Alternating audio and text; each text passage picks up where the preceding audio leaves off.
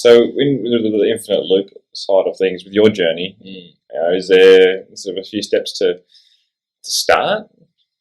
Yeah. So on the business side, we've talked about how to get into your first property on the podcast. So may as well just talk about like what I've done on my side is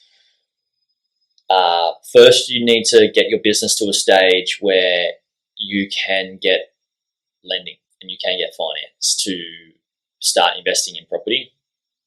And like Andy has said on the pod, it's typically 2 years of decent income, and it could be 1 year now with some lenders, depending on the asset you buy and all that sort of stuff. But to be conservative, you should have 2 good years. And I would say, like, if you've got 2 good years, you don't need to be a gazillionaire, right? Like, if you've got 2 good years of like 90, I think I paid myself. I didn't used to pay myself anything, so I just didn't want to pay personal tax.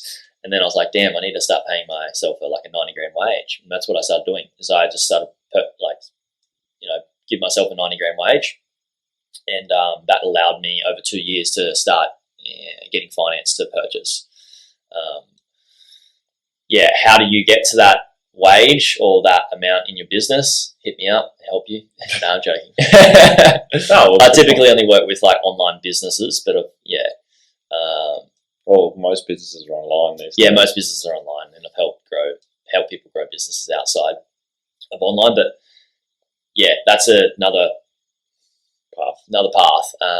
But it's really about, if you want to build wealth and do it through the infinite loop, I think you need to have your sights set on, how do I make as much money in my business as I possibly can, pay myself a wage enough to get finance, and that's the hardest part, as well as the mindset of like, okay, cool, I'm making some money and I'm paying less tax, therefore I'm making more money than most other people. Look at me, compare myself to other people, and now I can go afford these other things like entertainment expenses, like cocaine and cars and jet skis.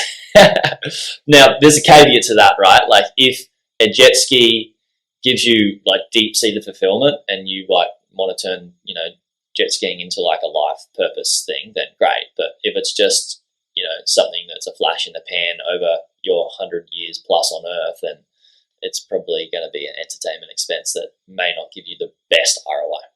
Yeah, because I got some mates that are keen fishermen. They love their boating. And, we've got some mates. But that's their happy place. Well, it's cool. We've got mates that love fishing and have. So we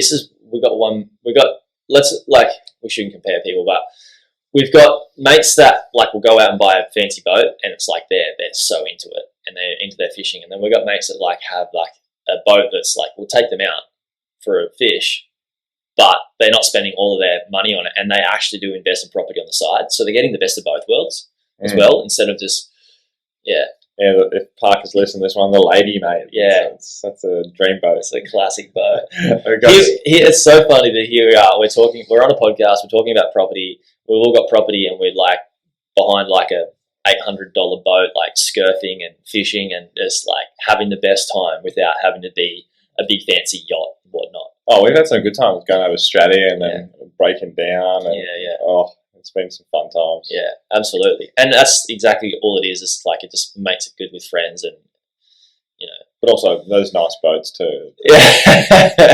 That's a good time.